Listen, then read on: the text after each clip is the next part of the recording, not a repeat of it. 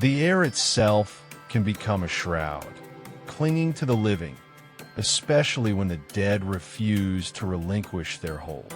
In the ancient province of Tamba, where mist often kissed the mountains, the merchant Inimire Jinsuk amassed a fortune.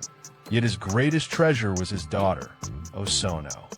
She possessed a keen intellect and a beauty that blossomed early, prompting Jinsuk to send her to the imperial city of Kyoto, a crucible for refinement, ensuring her education transcended mere provincial instruction.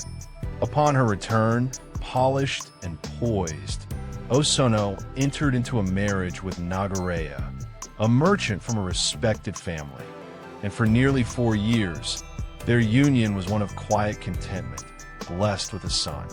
Then, an insidious illness, swift and merciless, claimed Osono, plunging the household into a grief as profound as the silence that followed her funeral. The night after her burial, a chilling whisper permeated the estate.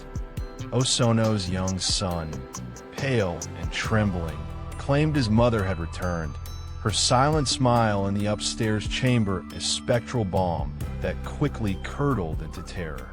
Cautiously, members of the household ascended to Osono's former room, where a solitary lamp cast flickering shadows from a small shrine. There, before a dark, polished tansu, a chest of drawers that still housed her most intimate possessions, a form materialized. Her head and shoulders were distinct, a familiar silhouette. Yet from the waist down, the apparition dissolved into an ethereal transparency, a shimmering, imperfect echo, like moonlight diffused through water. Panic, cold and sharp, seized them, driving them from the chamber to huddle below, their hushed voices barely breaking the oppressive stillness. Nagareya's mother, her voice a strained whisper, offered a grim hypothesis.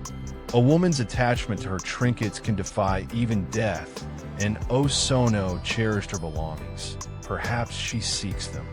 She proposed a desperate measure, delivering Osono's robes and ornaments to the parish temple might sever the earthly tether, granting her spirit release.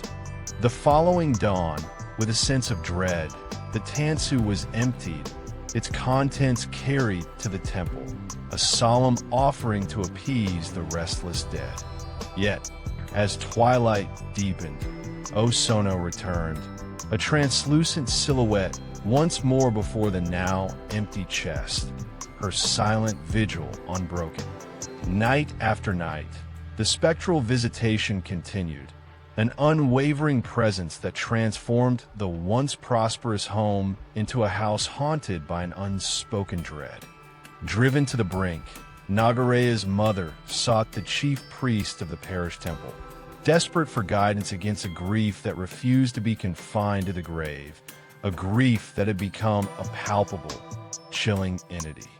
Even now, in the deepest shadows of old Japanese homes, whispers persist of the belongings we cling to and the spectral echoes they might attract long after we are gone.